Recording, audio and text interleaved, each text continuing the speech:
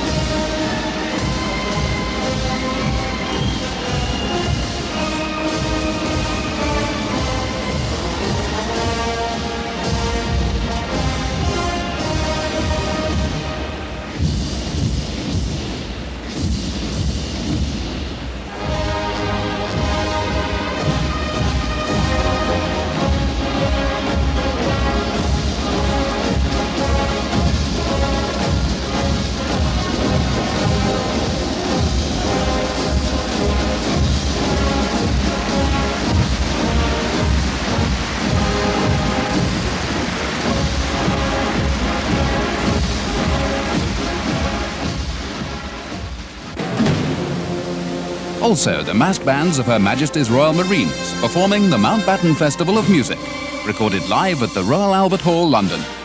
See the reenactment of the Battle of Trafalgar, the big band sound of Glenn Miller, plus traditional marches and much, much more.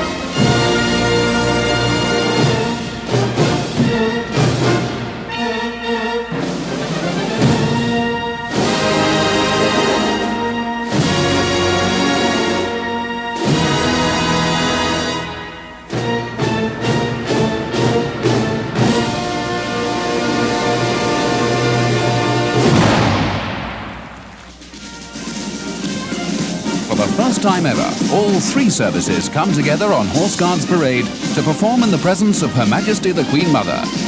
This superb marching and musical display ends with the live cannon fire and the 1812 overture.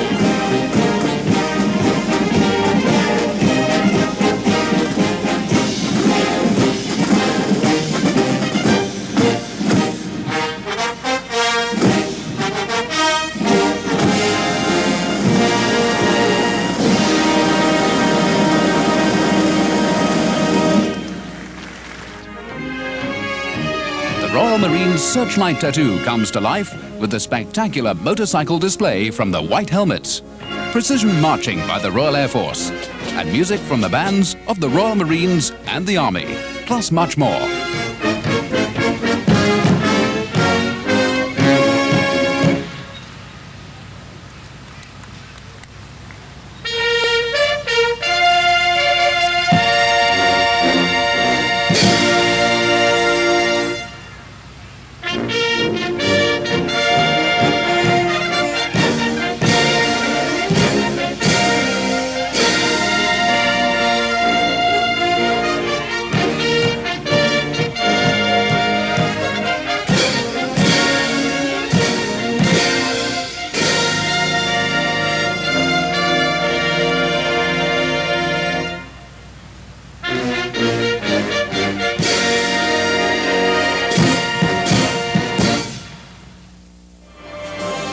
See and hear the mass bands of the Royal Air Force performing your favourite marches and concert pieces live from the Albert Hall in over 90 minutes of colour and sound.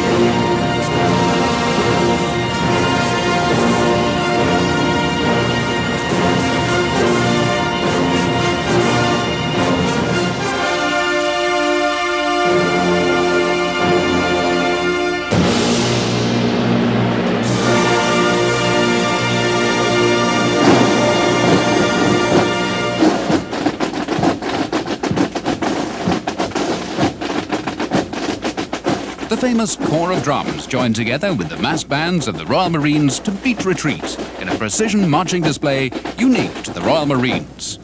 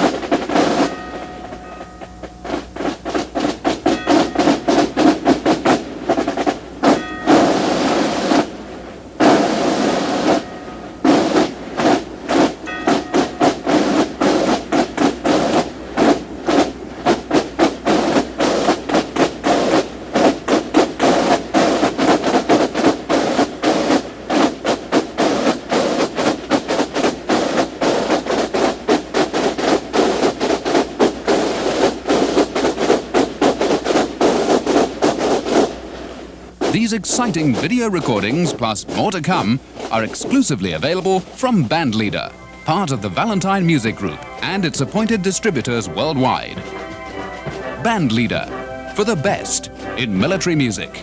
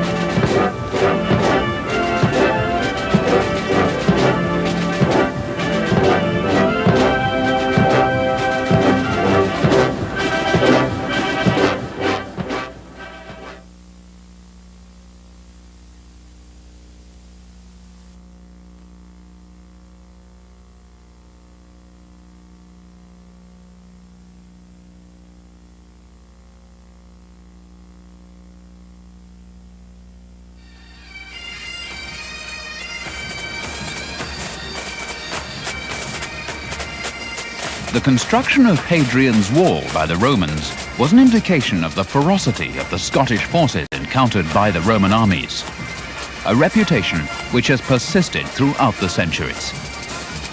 Their unflinching determination and the unfamiliar sound of bagpipes has caused many armies around the world to fear these valiant warriors. The Royal Scots are the oldest infantry regiment in the British Army. The first battle honour ever awarded to the British Army was awarded to the regiment for the defence of the garrison of Tangier. The 2nd Battalion spent a brief time in the West Indies, but the operation was abandoned as disease proved the more serious enemy, wiping out 9/10 of the battalion. Campaigning resumed on the continent in the War of the Austrian Succession. In 1757, the 2nd Battalion again crossed the Atlantic into North America.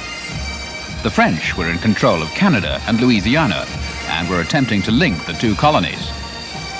The 2nd Battalion fought with Wolfe at Louisburg on Cape Breton Island in 1758 and was involved in the capture of Ticonderoga and Crown Point in 1759. The 2nd Battalion then played a key role in the capture of Dominica, Martinique and Havana. 2 more battalions were raised in Hamilton in 1804, and these saw a great deal of action in Europe. Over the next few years, the 3rd Battalion spent much of its time under Wellington and gained battle honours at Busaco, Salamanca, Vitoria, San Sebastian and Nimes. It was the 1st Battalion to enter France and obtain distinction for its part in the Battle of Waterloo. Over the next 100 years, the regiment saw action in India, Burma, the Crimea, China and South Africa. During the First World War, over 100,000 men passed through the regiment as it expanded to 35 battalions. During the Second World War, the 1st Battalion was one of the first to enter France, and the 2nd Battalion fought furiously, yet in vain, against the Japanese during the invasion of Hong Kong. In over 350 years, the Royal Scots have been awarded 147 battle honours, from Tangier in 1680 to Burma in 1945. The history of the Royal Highland Fusiliers again dates back to the 17th century, when the royal forces in Scotland were increased to help keep the peace against the Covenanters. In 1712, they became the Royal Scots Fusiliers. During the 18th century, various Highland regiments were raised and amalgamated to form the Highland Light Infantry. In the Crimean War, both the Royal Scots Fusiliers and the Highland Light Infantry were engaged and played a significant role in the battles of Alma, Balaclava and Inkerman. During the second half of the 19th century, these regiments saw action in India and South Africa, with the Royal Scots Fusiliers taking part in a crushing victory of Ulindi in Zululand. The number of battalions was increased during the First World War, and saw action in Gallipoli, Salonika, Palestine and Mesopotamia. During the Second World War, their numbers were only half those of the First, but their zone of operation was wider, with action in Madagascar, Ethiopia, Italy, Greece and Burma. After the war, the army was rationalised and various infantry units were amalgamated. And so it was that an amalgamation of the old Highland Light Infantry and the Scots Fusiliers in 1959 resulted in the creation of the Royal Highland Fusiliers. On the 18th of March 1689, the Convention of Estates in Edinburgh ordered 800 men to be assembled under the command of the Earl of Leven. Thus the Edinburgh Regiment was raised and armed within 2 hours and appointed to guard the town. Within 4 months they saw action and were one of the few units to stand their ground when General Mackay's troops were routed by Bonnie Dundee at Killiecrankie. The regiment gained its first battle honour at Namur, and its second and perhaps proudest battle honour was gained at Minden in 1759. Over the next 50 years, they experienced various tours of duty in the West Indies, Ireland, South Africa, India and Gibraltar. In 1887, with the approval of Queen Victoria, their name was changed to become the King's Own Scottish Borderers. During the First World War, the regiment was increased to 12 battalions, of whom nearly 7,000 men and officers gave their lives. By the end of the war, the regiment had gained 77 battle honours. Involvement in the Korean War included some of the heaviest fighting ever experienced by the borderers. At one point, they endured shelling at a rate of some 6,000 shells per hour and considerable hand-to-hand fighting. This resulted in the awarding of 1 Victoria Cross, 5 Distinguished Service Orders, military crosses, and 3 Distinguished Conduct Medals. Formed in 1739 from 6 companies, the Black Watch gained its name from the contrast of their dark tartan, as opposed to that worn by regular troops. For about 90 years, the Black Watch split into 2 regiments, the 73rd and the 42nd. After the Battle of Waterloo, in which both regiments were involved, the 73rd was the first to go back into active service in Montevideo in 1845. When the 2 regiments re-amalgamated in 1881, the 42nd again became the 1st Battalion, and the 73rd the 2nd. At the start of the First World War, the regiment had increased to 3 regular battalions and 4 territorial battalions. The 3rd Battalion became a training and reinforcement battalion, and the other 6 had all entered the war in France by May of 1915. Following the war and a reduction to its former size, the regiment served in a peacekeeping capacity in the Middle East. During the Second World War, the 2nd Battalion never fought alongside another unit of the Black Watch, and was engaged in action against the Germans, Italians, and Japanese. Again, peace reduced the regiment, and in a rather drastic move, the 2nd Battalion was amalgamated with the 1st. The Queen's Own Highlanders are made up from 2 distinguished regiments, the Seaforth Highlanders and the Queen's Own Cameron Highlanders. The 1st Battalion of the Seaforth Highlanders began as the 78th Highlanders, renumbered the 72nd Highlanders. A brief period in India resulted in the addition of Ceylon to the East India Company's territory. After serving in Ireland, South Africa, Gibraltar, Malta, the West Indies and Canada, they then went to the Crimea, where they were awarded a battle honour for their part in Sebastopol. Shortly before becoming the 1st Battalion of the Seaforth Highlanders, they won 5 battle honours during a campaign in Afghanistan. The 78th was also stationed in India, and following 6 years of peace, was suddenly thrown into a leading role during the Second Maratha War.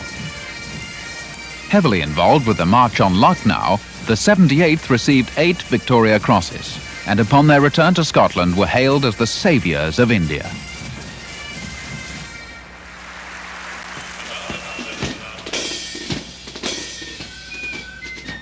On the 16th of March 1642, King Charles I issued a commission authorising the creation of a royal regiment of 1,500 men which would be sent to Ireland to put down a rebellion against the Scottish settlers who'd been colonising Ulster for some years. It was the King's intention to make them his royal guard, but this was never realised. Following the execution of Charles I in January 1649, the regiment returned to Scotland. Then in 1650, Charles II returned from France and promptly made the regiment his lifeguard of foot, and they were presented with new colours. Over the next 30 years, the regiment was raised to a full 13 companies, became officially recognised as part of the body of Foot Guards, and became generally known as the Scots Guards.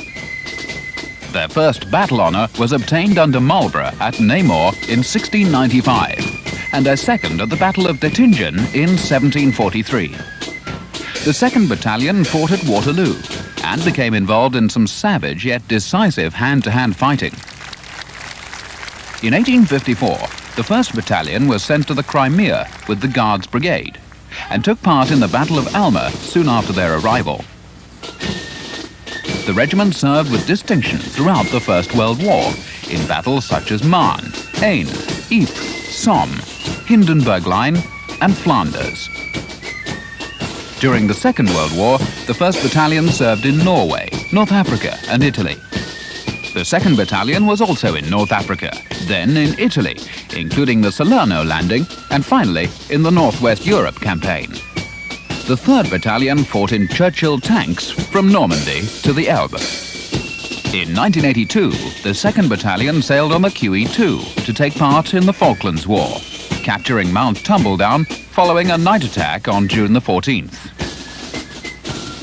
The Gordon Highlanders were formed in 1794 by the 4th Duke of Gordon, specifically to fight against the French in the Napoleonic Wars. They first saw active service in 1799 in Holland against the French, gaining their first battle honour, Egmont op Zee. Their second was gained at the Battle of Mandora in 1801. For nearly 65 years, following a brilliant performance at Waterloo, the regiment was fairly inactive until in 1880, when, after a long and grueling journey, they launched a successful attack on Kandahar. In 1881, the regiment was joined by the 75th Stirlingshire Regiment, who became the 2nd Battalion. Both battalions performed exceptionally during the Boer War and were highly commended for their steadfastness under heavy fire. This feature was repeated during the Battle of the Somme in the First World War, when they were one of the few battalions to achieve all their objectives on the first day. In 1794, the Duke of Argyll was commanded by George III to raise a new kilted regiment of 1,100 men. Their first overseas mission was to capture the Cape of Good Hope from the Dutch in 1795.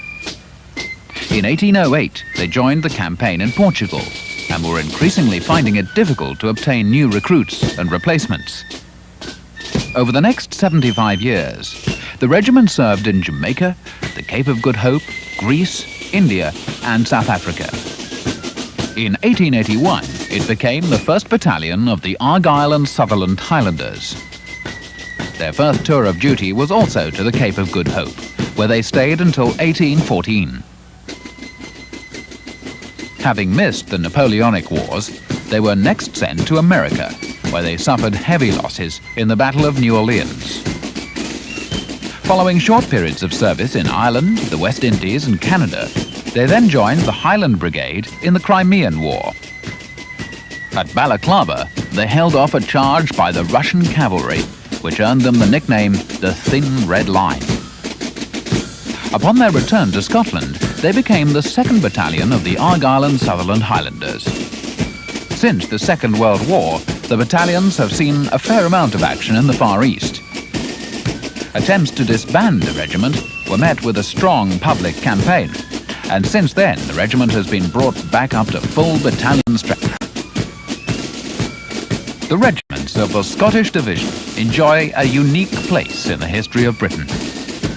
They have always fired the imagination of the world through their courageous exploits, and a commander's faith that they will always get the job done is rarely misplaced. Now sit back and enjoy the sights and sounds of Scotland as we move to Horse Guards Parade in London.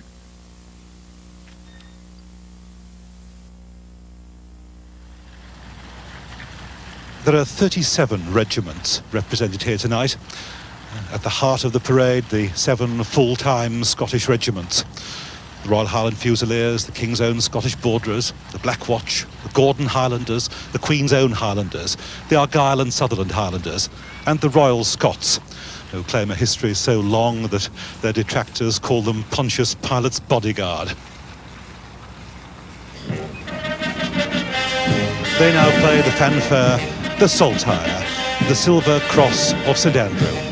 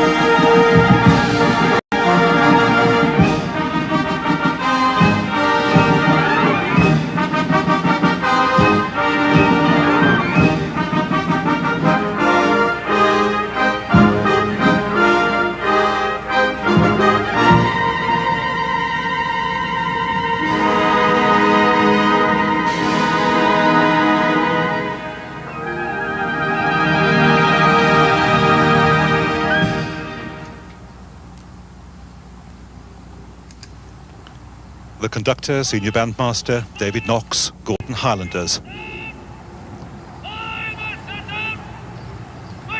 A word of command from the senior drum major leads us appropriately to Scotland the Brave.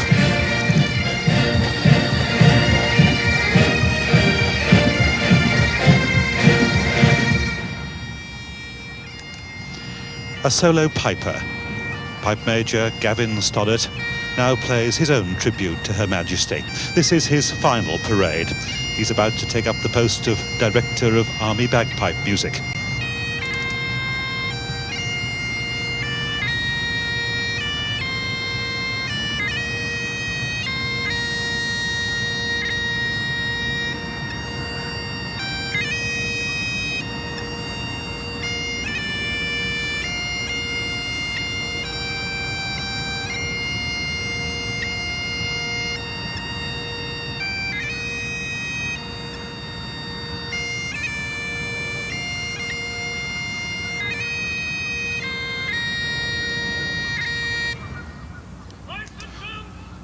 The retreat ceremony itself now begins as the pipes and drums advance to the bugle horn march.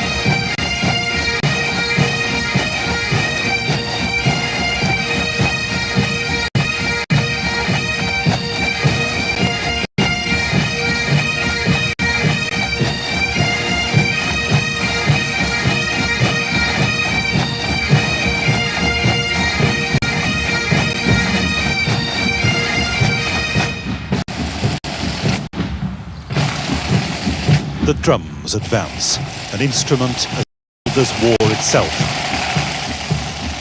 And the retreat they're beating tonight isn't a wake to commemorate military defeat.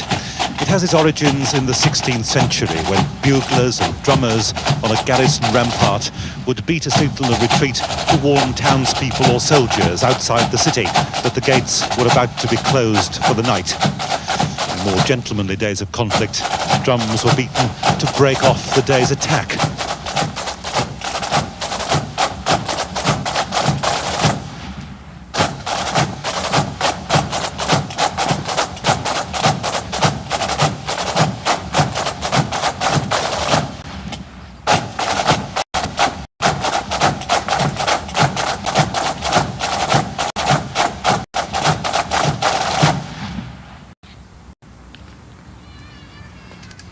Now the retreat call from buglers by the Guards Memorial.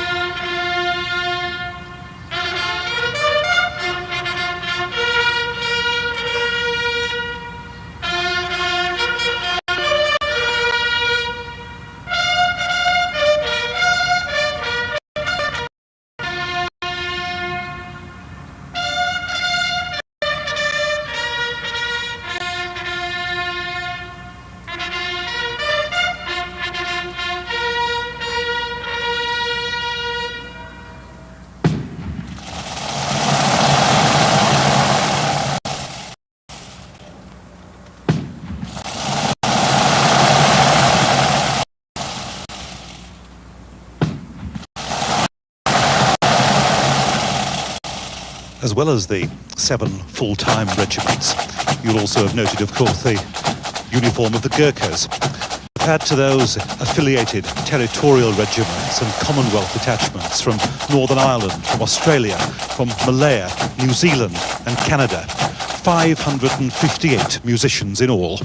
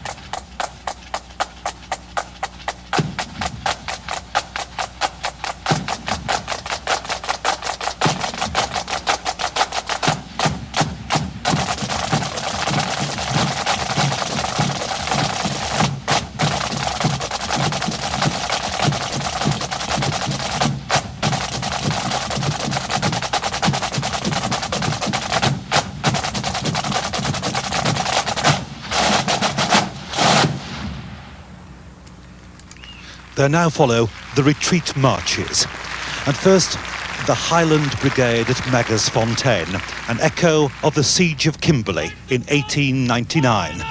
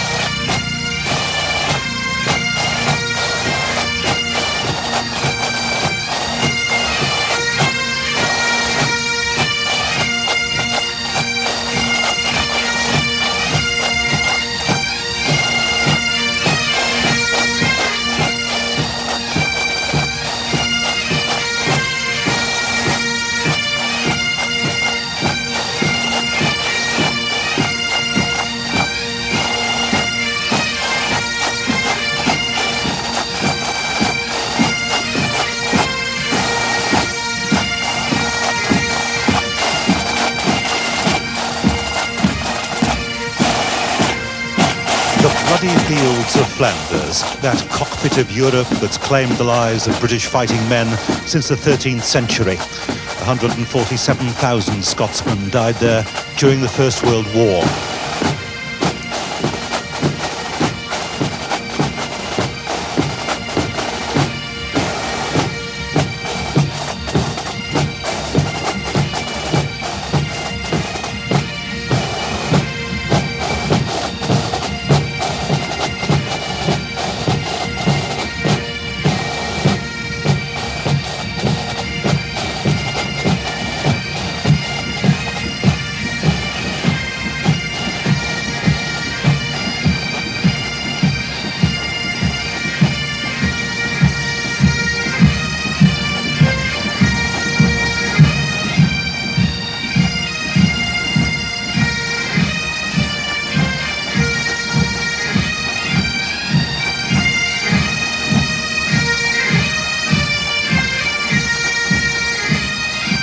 And the heroes of St Valery.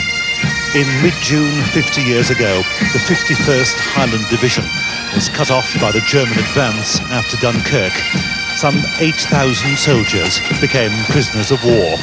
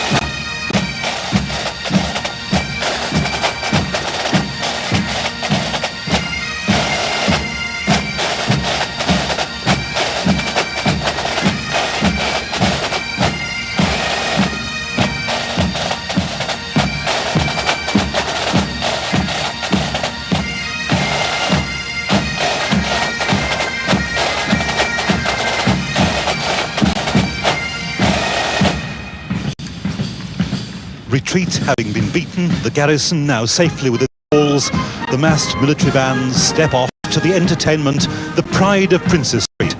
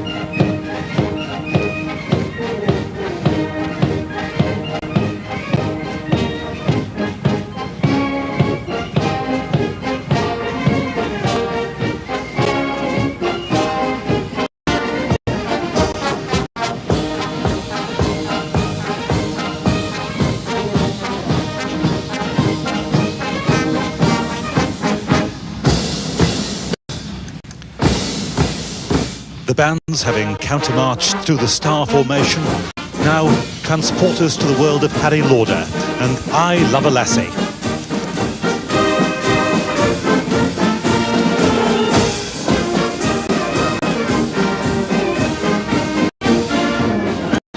And you might just catch the glimpse of a lassie in the band. There are some there, members of associated TA regiments.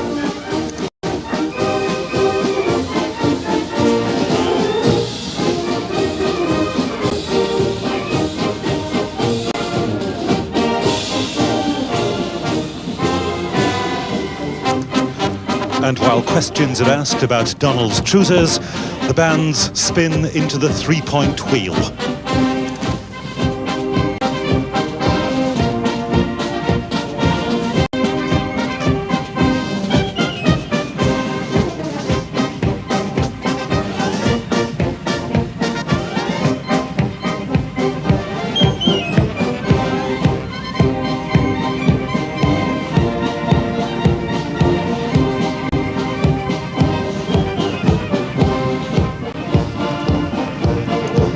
To complete this music hall medley, the toast, just a Wiedoch and Doris.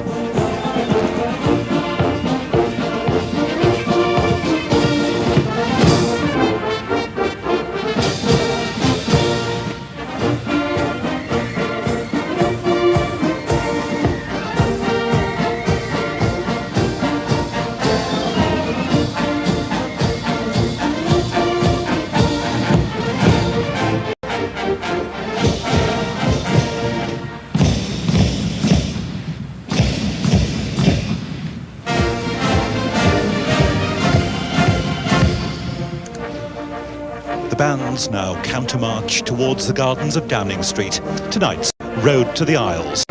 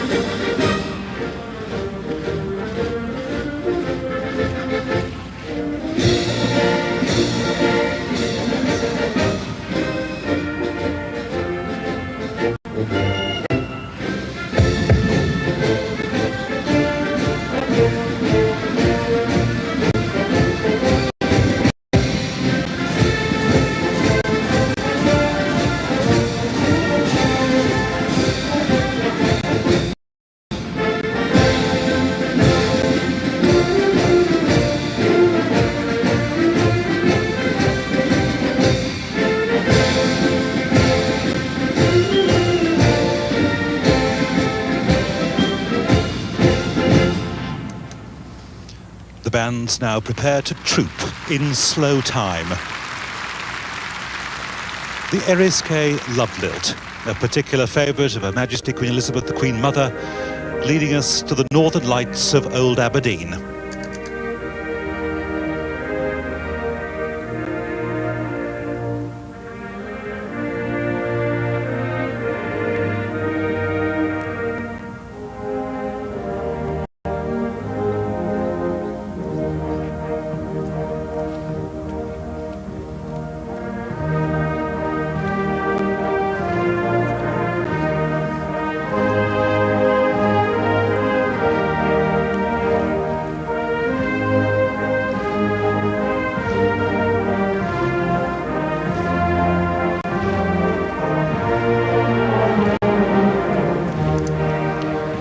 A new formation, the checkerboard, representing the dicing on the Highland Glengarry.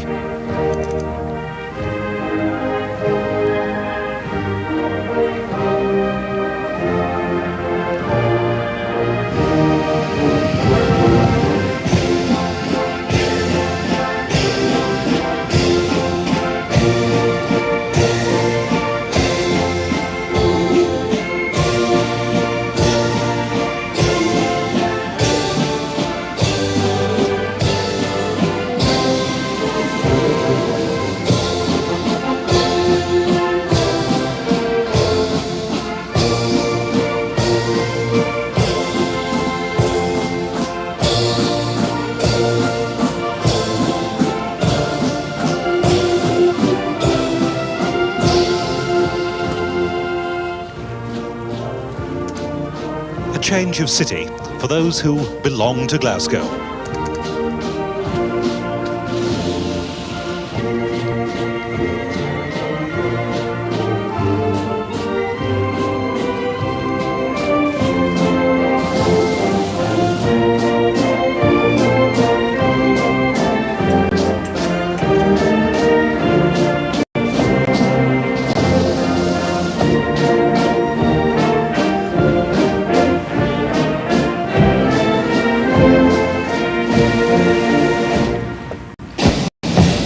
Pace quickens to Captain Campbell and the Piper at Lee, both pieces arranged by the Director of Music, Royal Artillery Staff Band for last year's Edinburgh Tattoo.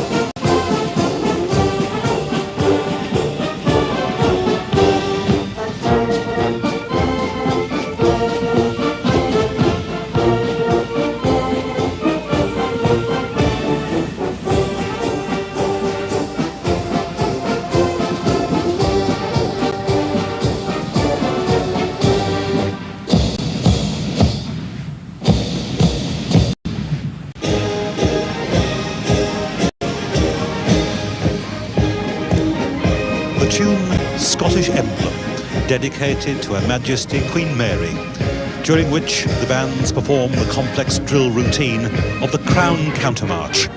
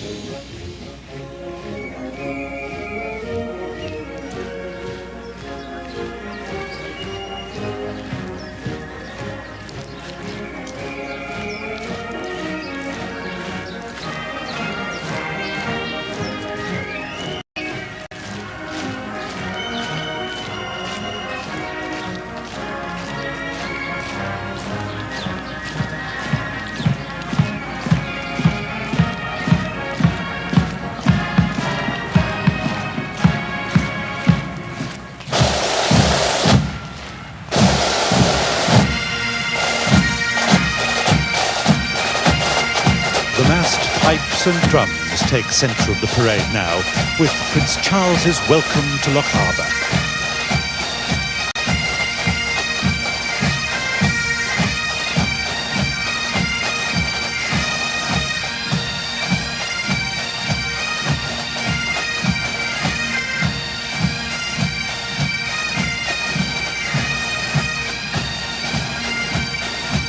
In the front rank, Pipe Major Brian McRae, Gordon Highlanders, the Queen's Piper. Throughout the year, the Queen's Piper plays each morning outside the royal residence where the Queen's staying.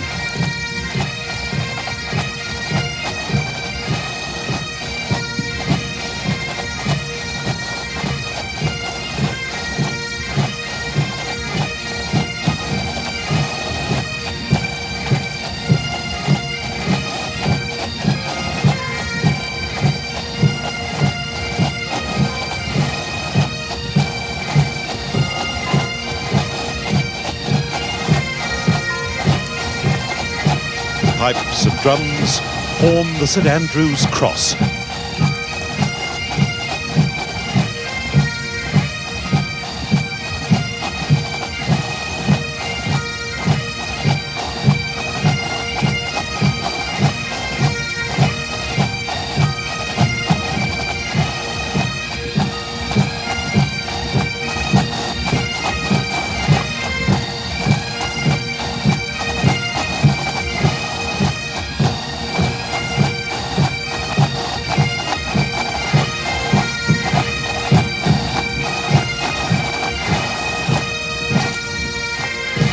A salute now to honoured royal guests, the Mingulay Boat Song. For pipers out there on the square, pipers like Corporal Stephen Small of the Black Watch, the royal connection with his regiment is a powerful bond. The Queen Mother is actually our Colonel-in-Chief, yeah. And she has been for 52 years now. We know that how highly we are held in the Queen Mother's esteem. And we're very proud to have her as our Colonel-in-Chief, because we know what she feels for the regiment, and the feeling, as far as we're concerned, is mutual. We had the open day, for an example, and she walked in between the ranks and spoke to the jocks and the NCOs, and it was like talking to a friend, even though obviously we still respected the fact that the Queen Mother is royalty, but it was like talking to a friend, and we're very proud of the fact that we can have that relationship with a member of the royal family.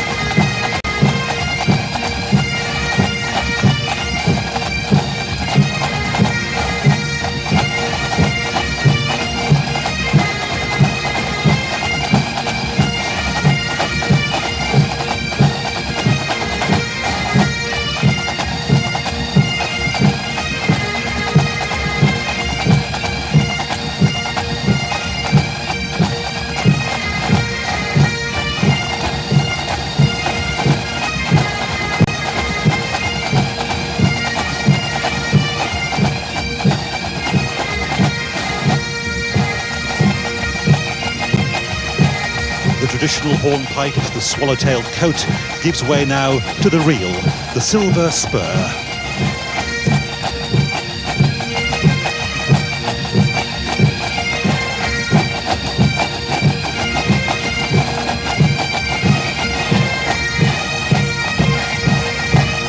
A jig, the curlew, composed by piper Donald Macpherson, who, despite having his arm injured by machine gun fire, still plays the pipes.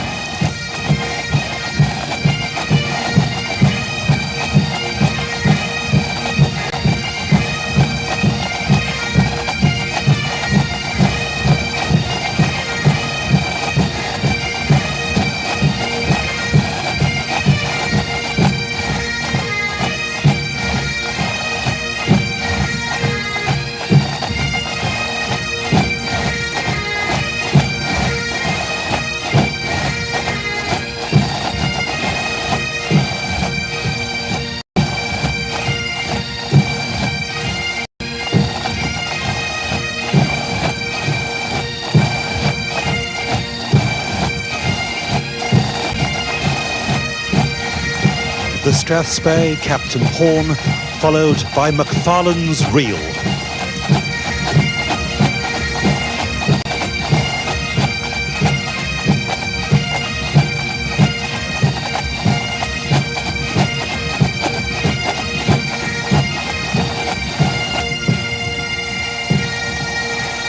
There's now the slow Gaelic air, O Luach, My Dearest Dear. Now, an event like this is tied together with threads of history. But how do the visitors react to these centuries of Horse Guard ceremonial? Men like Corporal Les Rowe of the Royal New South Wales Regiment. It's just a feeling of grassroots. This is where it not all started, but this is where some of it started. This had a lot to do with the way the world is today, for better or worse. A lot of important people have stood there, a lot of ceremony, a lot of tradition. And it's just got this, unless you're there, unless people have been there, they don't know the feeling. It's like walking into a place like Glencoe in Scotland, and it's just a feeling there. There seems to be an aura.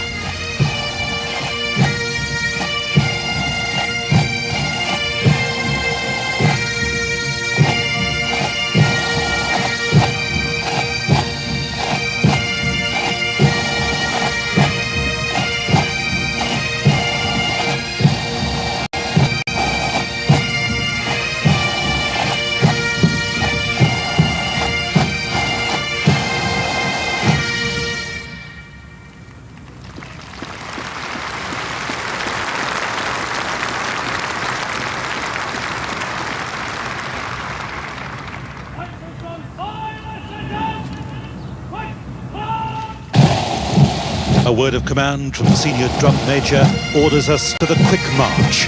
Jean Allen, composed by the director of Army Bagpipe Music, Major John Allen, for his wife. And that's followed by the traditional march, The Top of Ben Lomond.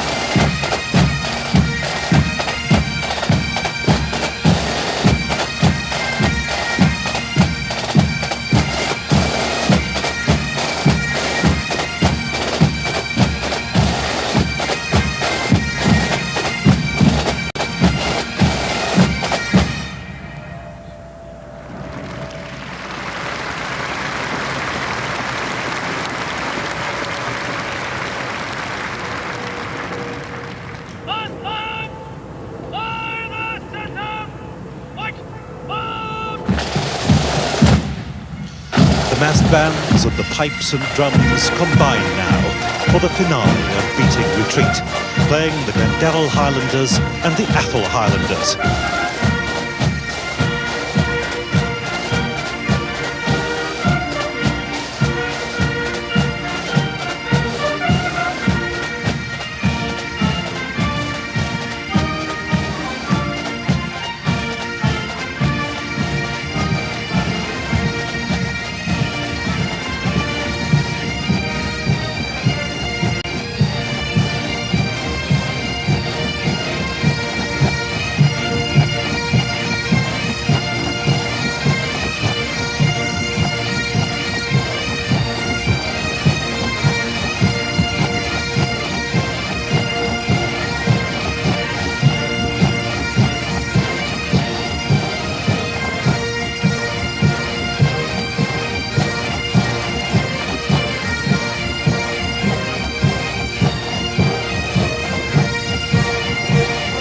Watch now as they create the shape of the thistle, the ball of the thistle created by the pipers, the seed head by the drummers, the stem, drum majors, and the leaves, the massed bands.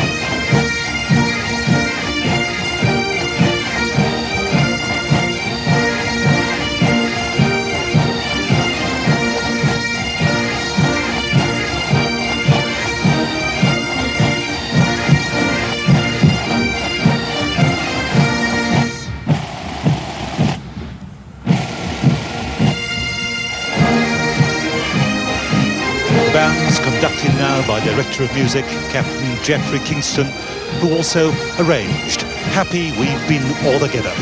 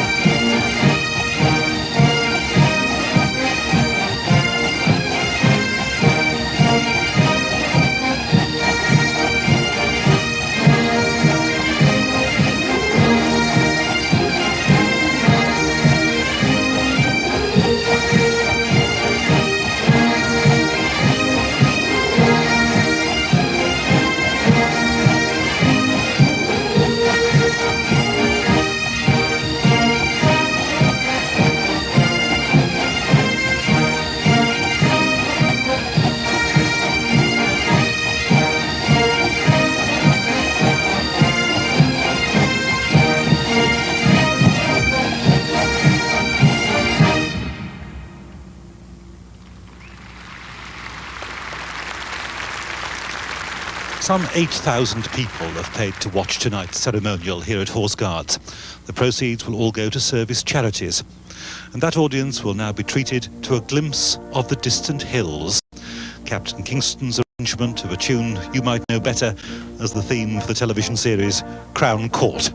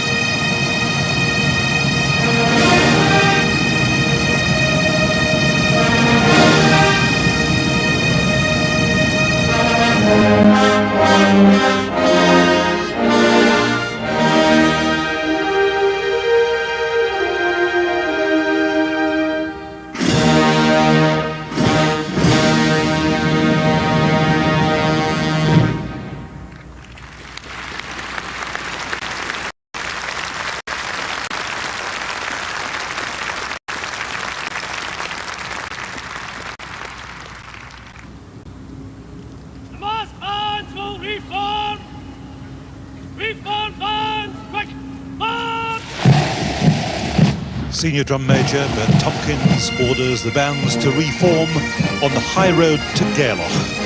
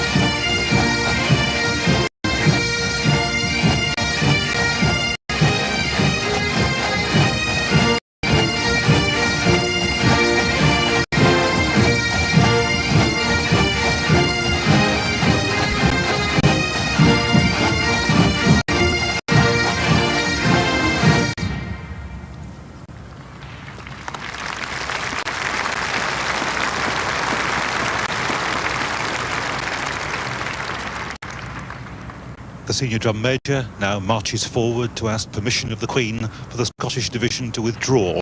Some of tonight's musicians have many thousands of miles to travel home. Others, members of the full-time regiment, will be going back to normal duties.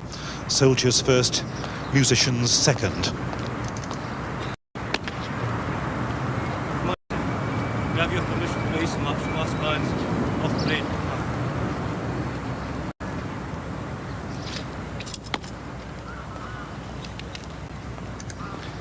Permission to withdraw granted. The Senior Drum Major returns to post. Prepares to order the march off to that most famous of all their marches, Hieland Laddie, and the traditional accompaniment to the return to barracks, the Black Bear.